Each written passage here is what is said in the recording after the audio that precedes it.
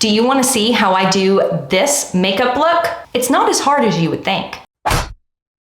Y'all are so sweet for wanting to know how I do my makeup. I am absolutely not a makeup artist, not a makeup guru. I'm mildly cheap, but there are a couple of products that I go ahead and invest in because of the quality, but honestly, I don't know what I'm doing. So if I can do it, you can. And I'm really excited to show you this eyeshadow look. You know what? I'm just gonna show you all of the makeup that I'm currently liking and using. Maybe it'll be helpful to you, which is the whole reason I am here on the internet. I want to be as helpful as humanly possible to you. Normally, what we talk about on this channel is all things wavy curly hair. But today I tried the Pacifica Volume Foam. If you're interested in the hair care stuff, it's my first time trying it out. I'm testing it and I'm gathering my thoughts on it, but that's not what this video is about. Let's get into the makeup. First, I do already have all of my skincare on my face. I've got some Bamboo Earth Repairing Serum, and I've got my Skin Better Science Sun Better Sunscreen on, but that's all that's going on my face at the moment. I've given it plenty of time to soak in, so now I'm ready to go. And if I can get more sunscreen in other steps of my skincare routine, that doesn't make me mad. This is the e.l.f. Camo CC Cream. It's kind of a dupe for, what is it? The It Cosmetics CC Cream. What shade do I have? I have Light 210 Neutral. It's perhaps a skosh dark for me right now, but I'm okay with that. My melasma this summer got really dark and it is lightening up, thank goodness, with some of the skincare stuff that I am doing. I like this e.l.f. Camo CC Cream better than the It Cosmetics one, because for whatever reason, that It Cosmetics CC Cream really breaks me out. But this one has some of those fun ingredients like collagen, peptides, and niacinamides. I don't know, I don't break out with this one. It also sits really beautifully on my skin.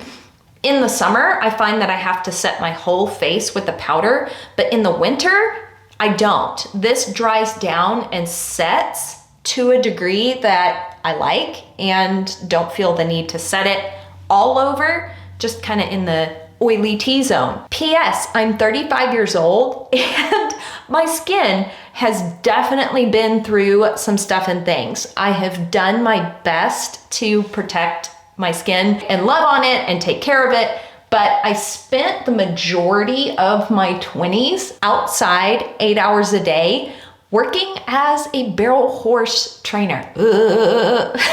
He made me this collar so that I may talk. Squirrel! I mean, there was only so much I could do being outside all day long, reapplying sunscreen, maybe not as well as I should have, but anyway, I have a lot of texture and melasma, dark spots, sun damage, wrinkles, because I'm 35 now, and I think my skin has stopped producing collagen the way it used to when I was younger. So I need a base that's going to be really smooth, have medium-ish coverage. I don't want full coverage. That makes me uncomfortable out in the real world. I feel like I look like cake face when I have full coverage, but medium to full coverage with the product just sitting nicely on the skin and having sun protection and having some skin loving benefits. I love this stuff. And the shade is not too bad. It maybe isn't absolutely perfect, but it's close enough and it looks fine out in the real world in natural light. I just started playing around with this product.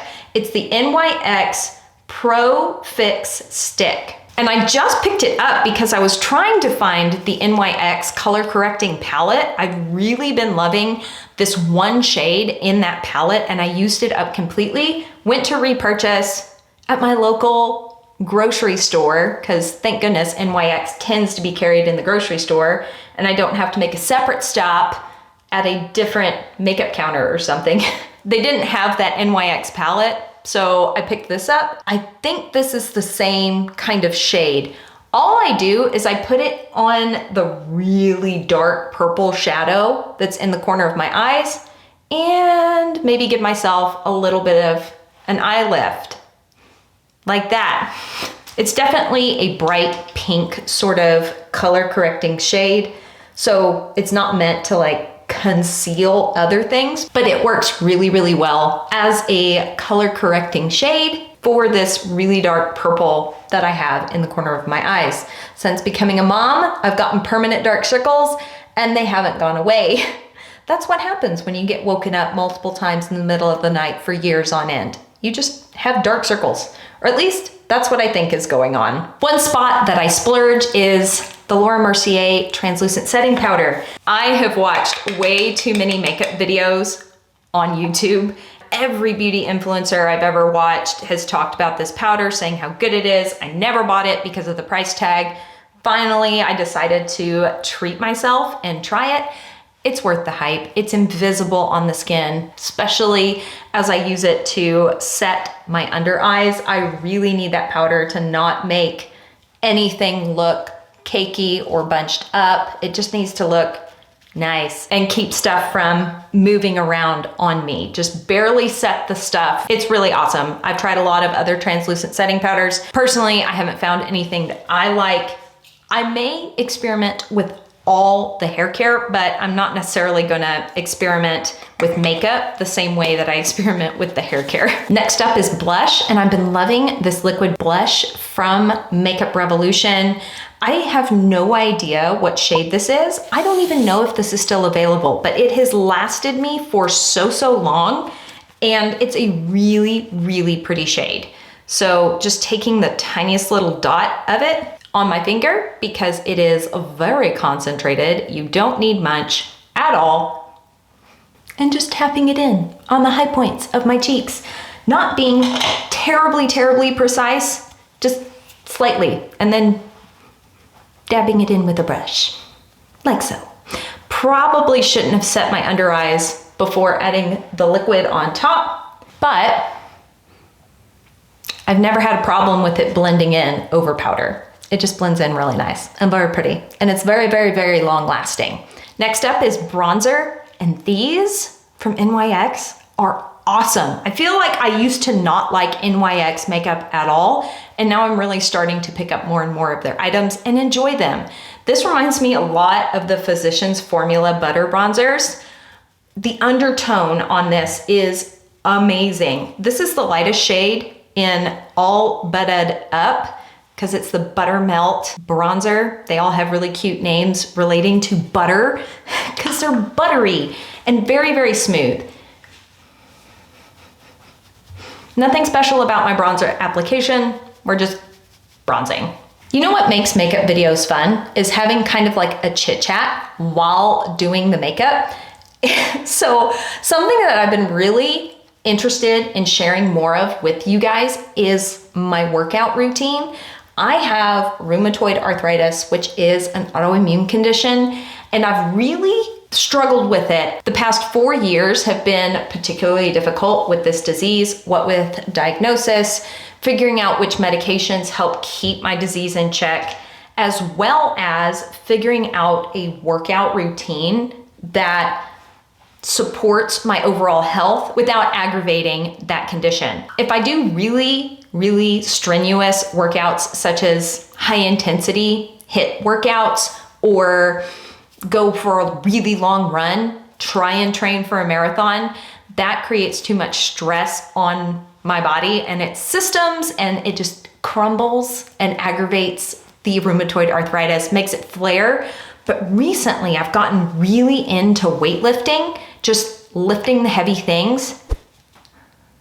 I used to be terrified to weight train, thinking that as a woman, I would like lift 2 or 3 weights and turn into Arnold Schwarzenegger. There's this comedian that does this bit and it gets me every time. I went to the gym with a girl I was dating. We broke up immediately after that. Everything I wanted to do, she was telling me no. She goes, I don't want to get huge shoulders and chest muscles. Thank you. I was like, it doesn't work like that. She thinks she's going to be like 1, 2, 3, 4, hit. She can't even get to 10, 5, 6, yeah! Yeah! Look what you did to me. Really quick, I'm doing my brows with, you guessed it, NYX. eyebrow pencil in taupe. Eyebrows, I don't know what I'm doing, so I'll just keep telling you about the fun that is weightlifting while I do these. Weight training used to feel really like mysterious to me and really difficult to understand and figure out. Like, I feel like you had to have a kinesiology degree from a tier 1 university to really fully understand it. And that might be the case, but there's actually a ton of really good, helpful information on YouTube. Can you tell I like YouTube? I consume a lot of YouTube content, and I've kind of figured out a system and a routine that works really well for me. It's really not that hard. There is some science to it. There's like a structure to it, and you can apply that structure to your needs. It's very similar to learning to care for wavy curly hair. You have to document. It takes a lot of time. You don't just go to the gym one time and then boom, you've received your miraculous magical results. You don't wash and style your wavy curly hair one time and then boom, you've got it all figured out and go from having really fried curls that have been neglected for years to all of a sudden doing one wash day and reversing years of damage. You don't sit on your booty on the couch for years and get to a really unhealthy state and then go to the gym one time, work out once, and boom, you're majestically, magically super healthy. The concepts are so similar, which is one reason I think I really enjoy kind of tinkering with and playing around with weight training. And there's so many benefits to adding muscle mass, especially in the area of like cognitive function and geriatric diseases, which do run in my family. And I am concerned about my brain health long term. So higher muscle mass directly correlates to a lowered chance of having one of those diseases. So there's so many benefits to weight training.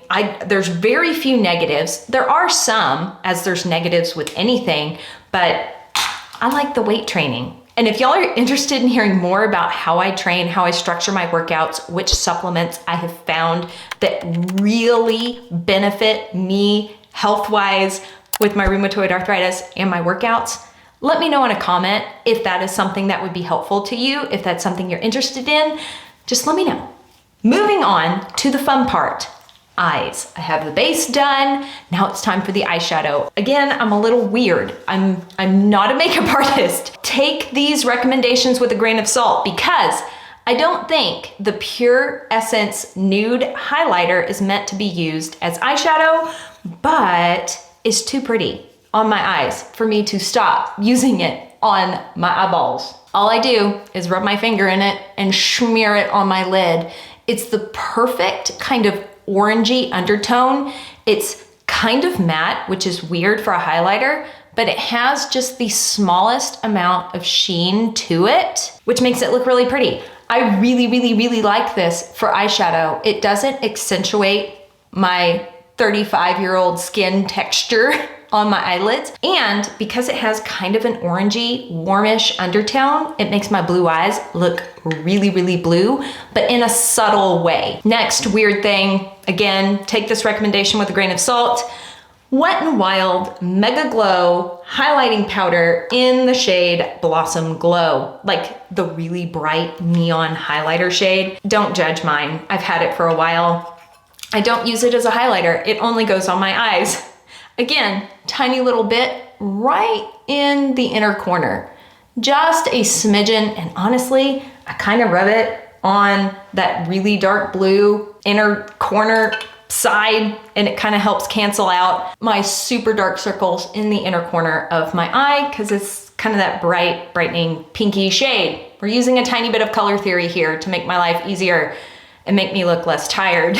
Honestly, with my workouts and my supplementation routine lately, I feel like I've really got it dialed in and I'm way less tired and my dark circles are better. But this makeup routine was crafted over years of dealing with severe fatigue because of my rheumatoid arthritis. Anyway, I kept doing my eye makeup the same, even though I'm less tired and maybe don't need to work as hard to look less tired. And here's where we get back into the world of normalcy. No more highlighters on the eyes. You could, and I do often, just take some bronzer on a big fluffy brush and fluff it in my crease, throw a mascara and call it good.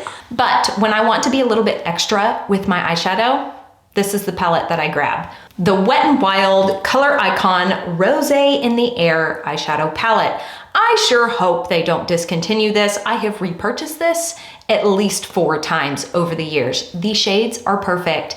The consistency of the formula is amazing. Like, I can actually work with it. The eyeshadows aren't so pigmented that it takes me 28 million years to blend them out. And if I make a tiny mistake, then it's like glued to my eye because it's super pigmented in a weird spot.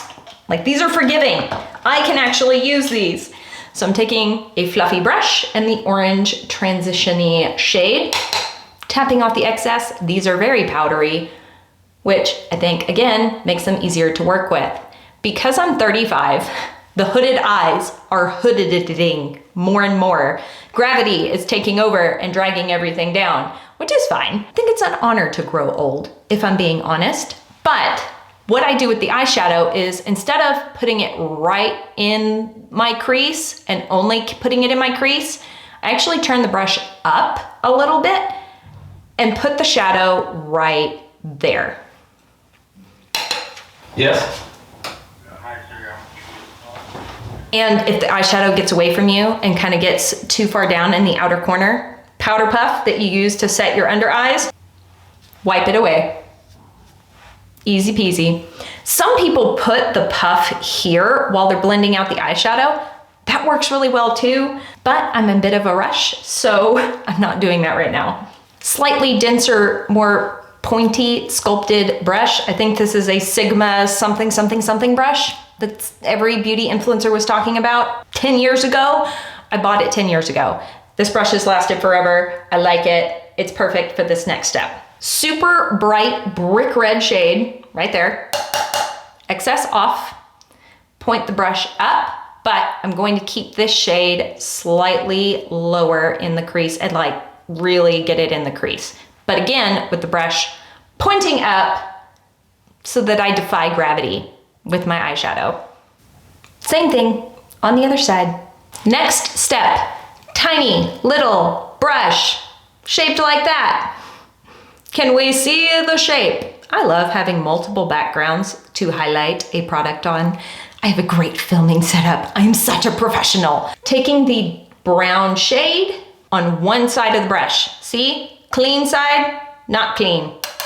This is important for later. Taking that color and just smushing it on the outer corner of my eye. I take it just to the outside of the iris right there. And this is the shade in the palette that I'm the most grateful for. Anytime I try and grab a dark brown shadow from a nicer palette, and when I say nicer, I just mean cost way more money. I always mess up with it. This one is more forgiving, it's more buildable, so I don't make as many mistakes with it. This one is awfully nice to me because I like it and I can work with it really well. It's also super affordable.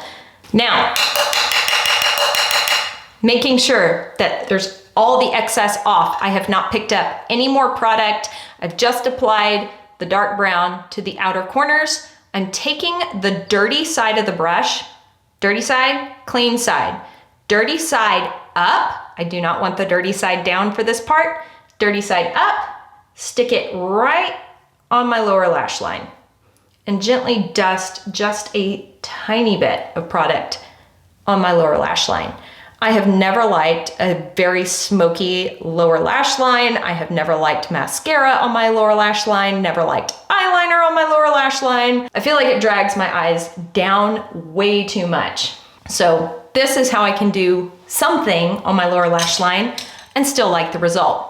Taking a clean, fluffy brush, small, tiny, bought this 10 years ago along with the other brush, and just buffing that in to soften it even more, because I really don't like anything on my lower lash line. But the upper lid of the eyeshadow kind of needs something down below to balance it out, in my opinion.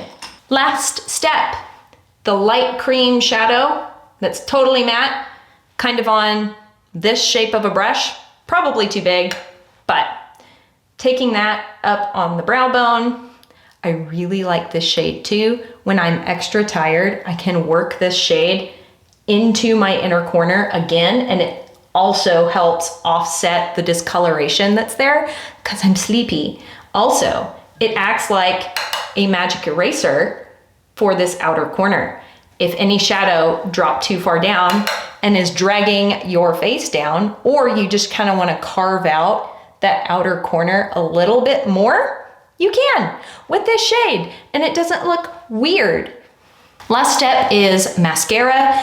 And if you had told me that I would find a replacement for my CoverGirl Volume Lash Blast Mascara, I would have told you that you were crazy, but this e.l.f. Lash and Roll is just awesome. I really like the brown shade. I don't like black mascara on me. I feel like most black mascaras kind of have a blue undertone or a cool undertone.